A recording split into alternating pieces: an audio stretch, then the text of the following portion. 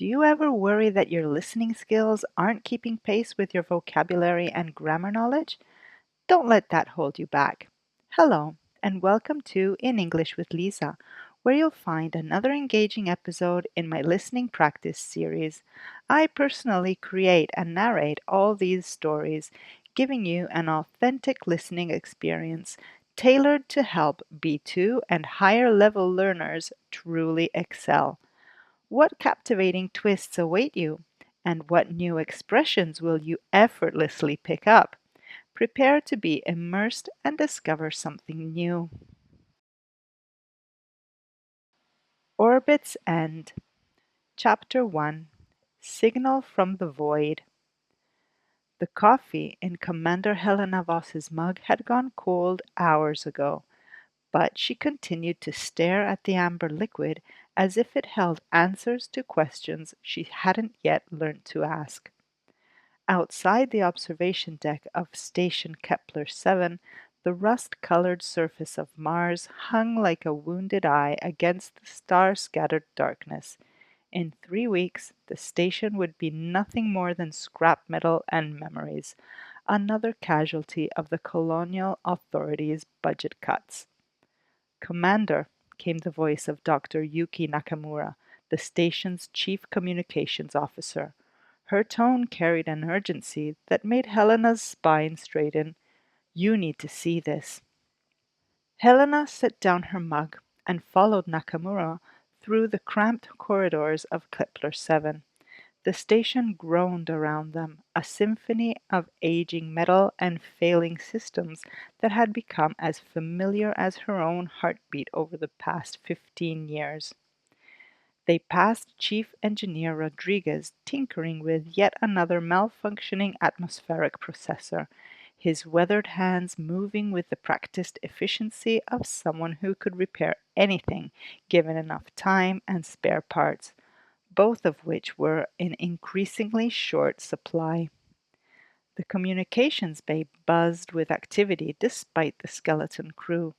Lieutenant Benjamin Cross looked up from his console, his young face pale with something between excitement and fear. "It came through on the old emergency frequencies, ma'am. The signal's weak, but it's definitely artificial." "Play it," Helena commanded. The speakers crackled with static, then a voice emerged, distant, distorted, but unmistakably human. "Mayday! Mayday! This is Captain Evelyn Thorne of the research vessel Prometheus, requesting immediate assistance. Coordinates follow." Helena felt the blood drain from her face. Every officer in the colonial fleet knew that name, that ship.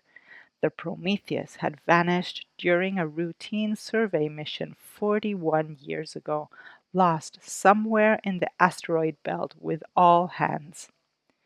It had become fleet legend, a ghost story told to remind rookies that space was vast and unforgiving.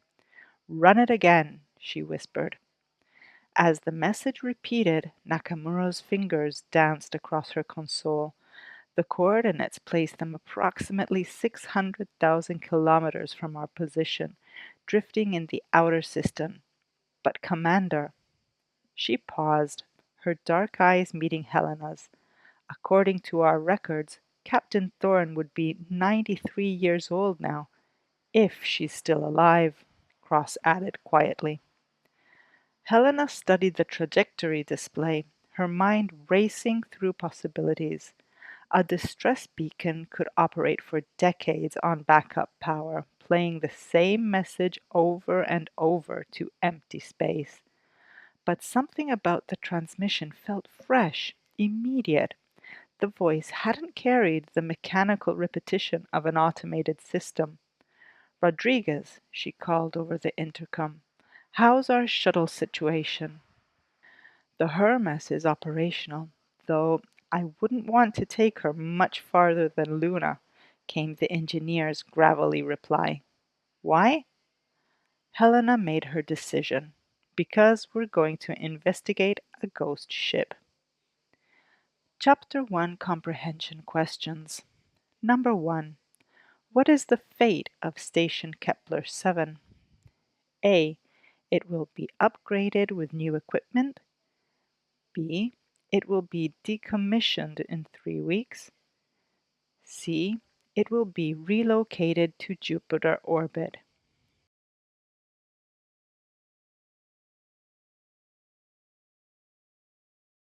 The correct answer is B. It will be decommissioned in 3 weeks. Number 2. How long ago did the research vessel Prometheus disappear? A. 41 years ago. B. 35 years ago. C. 15 years ago.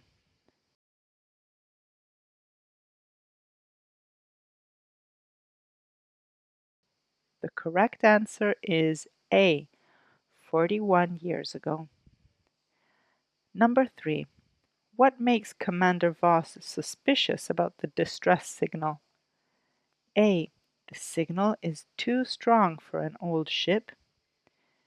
B. The voice sounds mechanical and automated. C. The transmission feels fresh and immediate, not like an old recording.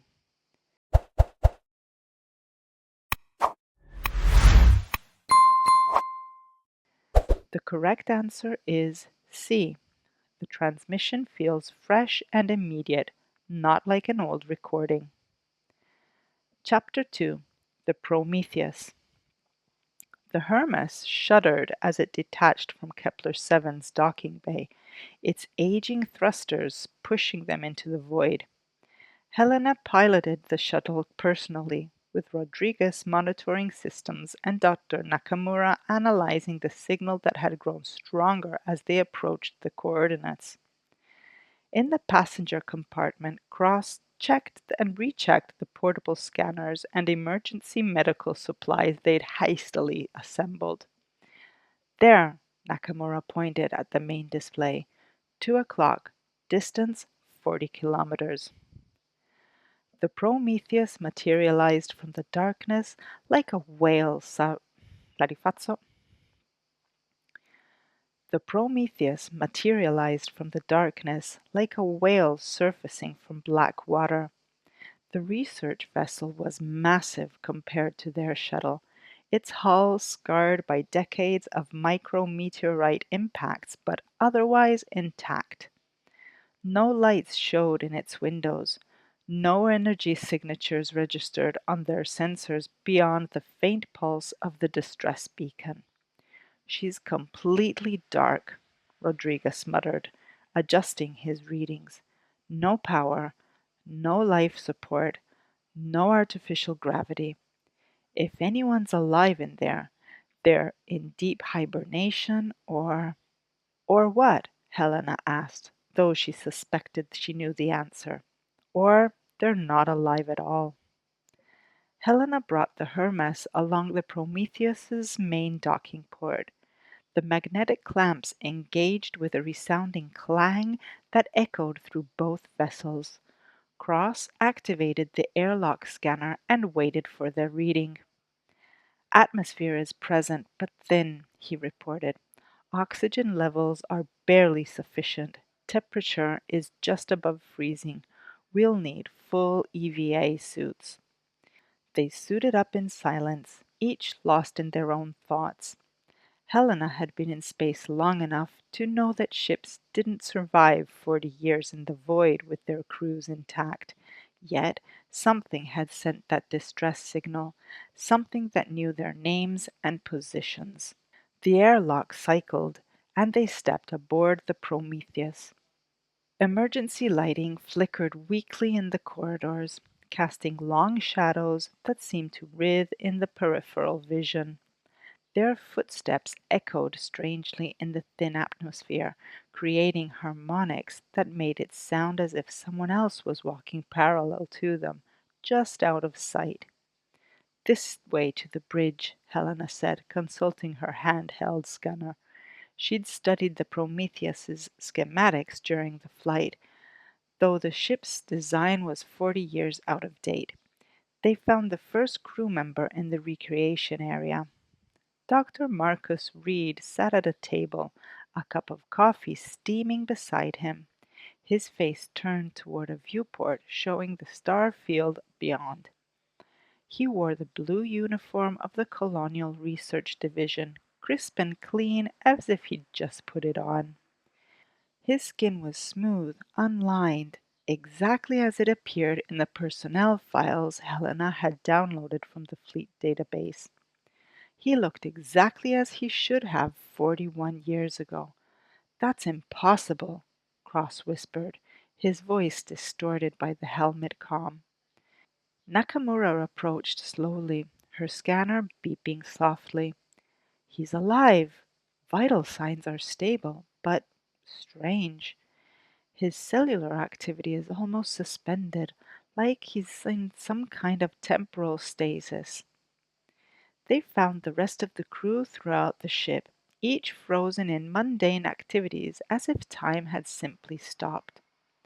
Captain Evelyn Thorne sat in her command chair, her hand reaching toward a communication panel. Engineer Pablo Santos was bent over an open maintenance hatch, tools scattered around him. All young, all preserved, all impossible.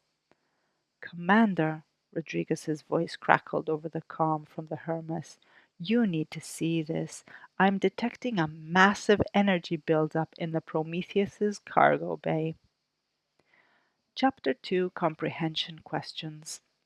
Number 1. What condition do they find the Prometheus crew in? A. Dead at their stations. B. Alive but aged normally. C. Preserved exactly as they were 40 years ago.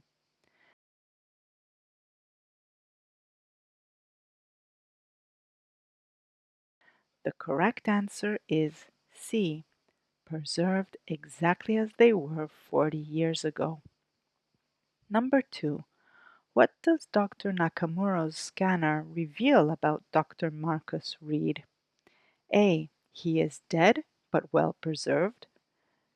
B. He is alive with stable vital signs but in temporal stasis. C. He is a holographic projection.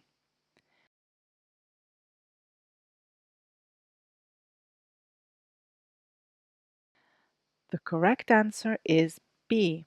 He is alive with stable vital signs but in temporal stasis. Number 3. Where do they discover the mysterious energy buildup? A. In the ship's engine room. B. In the cargo bay. C. On the bridge.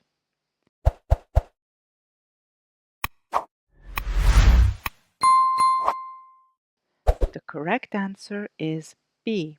In the cargo bay. Chapter 3. The Warning. The cargo bay doors stood open, revealing a sight that defied every law of physics Helena knew. Suspended in the center of the vast space was a sphere of pure darkness, roughly 3 meters in diameter. It wasn't black, it was an absence, a hole in reality that seemed to pull light and warmth into itself. Around it the air shimmered with impossible geometries, surfaces that folded back on themselves, angles that existed in dimensions the human mind couldn't process. "What is that thing?" Cross breathed. "I think," Nakamura said slowly, her voice filled with scientific wonder and terror, "it's what they found, what the Prometheus was sent to investigate." Helena's calm unit crackled to life. The voice was clear now, no longer distorted by distance. "Commander Voss, I know you can hear me." She spun around to find Captain Evelyn Thorne standing in the cargo bay entrance, no longer frozen, no longer trapped in temporal stasis. The woman looked exactly as she did in her academy graduation photo, 35, sharp-eyed, confident. But there was something else in her expression now, something that spoke of horrors witnessed and prices paid. Captain Thorne, Ellen imagined, we received your distress signal. I sent it 41 years too late, Thorne replied, stepping closer. We found this artifact drifting in the outer system. We thought we could study it, understand it. We were wrong. The sphere pulsed, and Helena felt something brush against her mind, alien, vast, hungry. She staggered backward, fighting the urge to remove her helmet and breathe the thin air that suddenly seemed sweet and inviting. Don't let it touch your thoughts, Thorne warned. It feeds on consciousness, on the flow of time itself. That's how we've survived.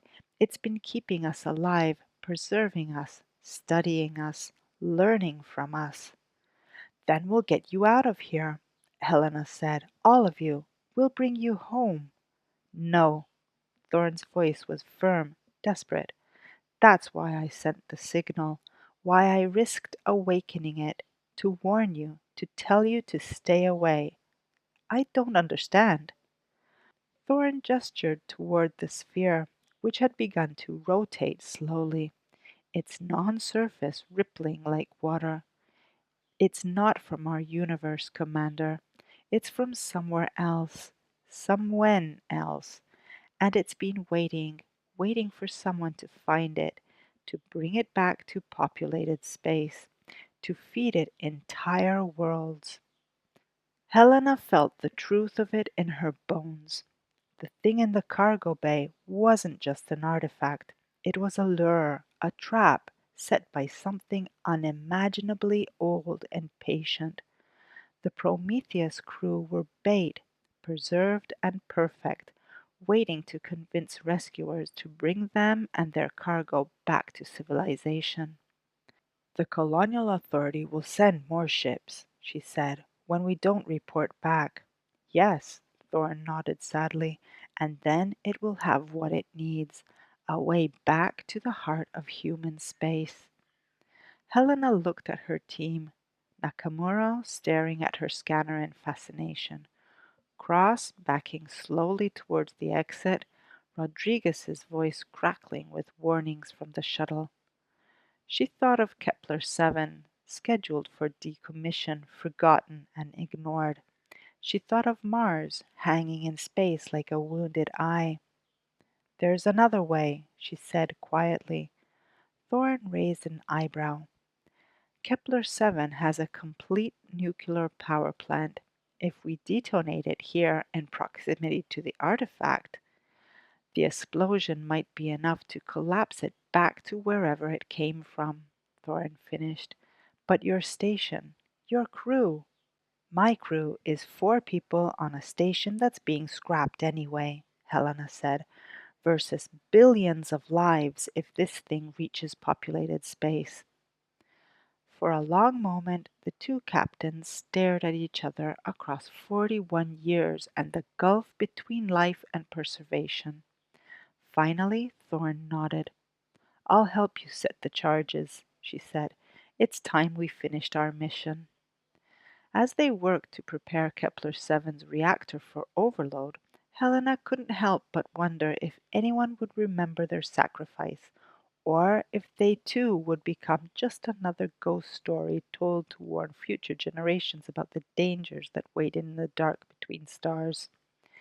The sphere pulsed again, hungry and patient, unaware that its long wait was finally coming to an end. In the final transmission from Kepler-7, Commander Helena Voss reported a successful detonation of an unidentified threat.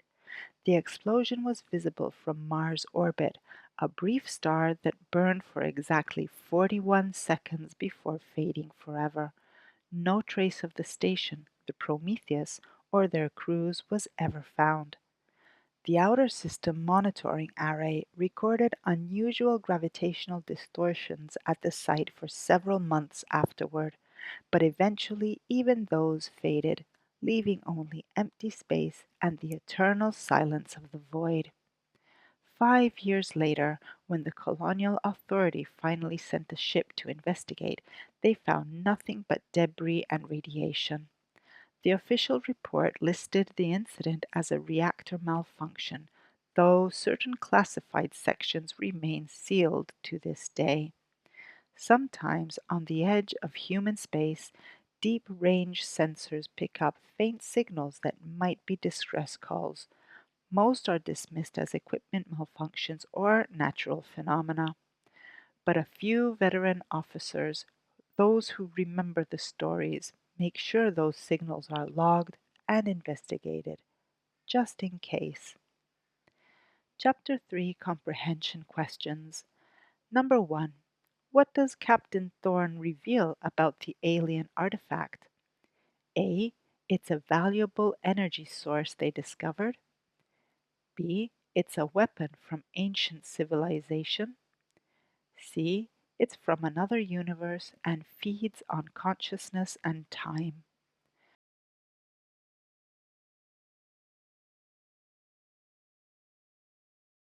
The correct answer is C.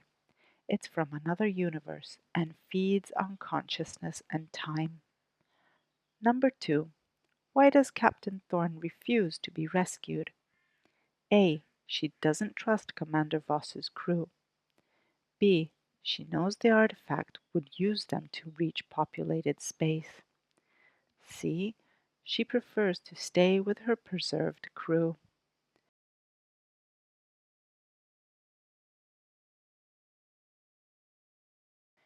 The correct answer is B. She knows the artifact would use them to reach populated space. Number 3. What solution does Commander Voss propose to stop the threat? A. Destroy the artifact with the shuttle's weapons. B. Detonate Kepler-7's nuclear reactor near the artifact. C. Send a warning to the colonial authority.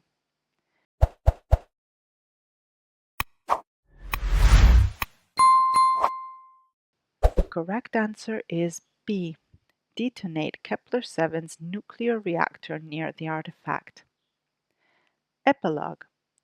Dr. Sonia Vasquez closed the classified file and leaned back in her chair, the weight of the report settling heavily on her shoulders.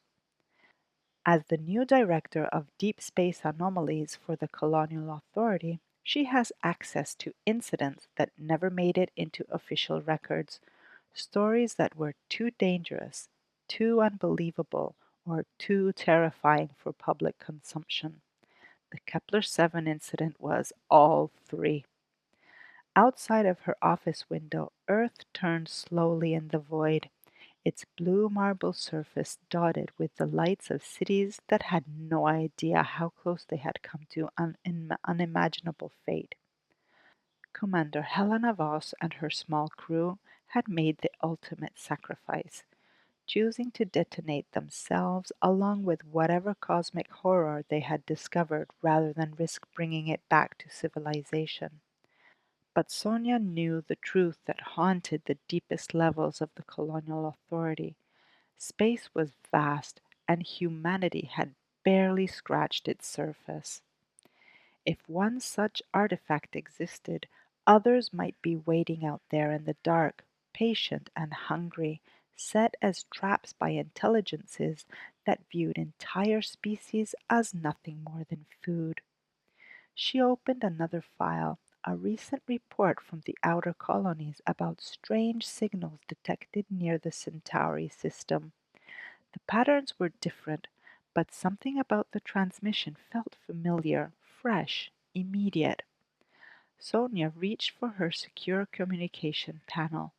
Somewhere out there, brave men and women were pushing into the unknown, following signals that might be distress calls or might be something far worse.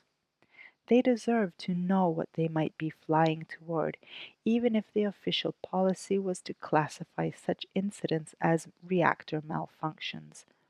Some stories, she decided, were too important to bury completely. The end.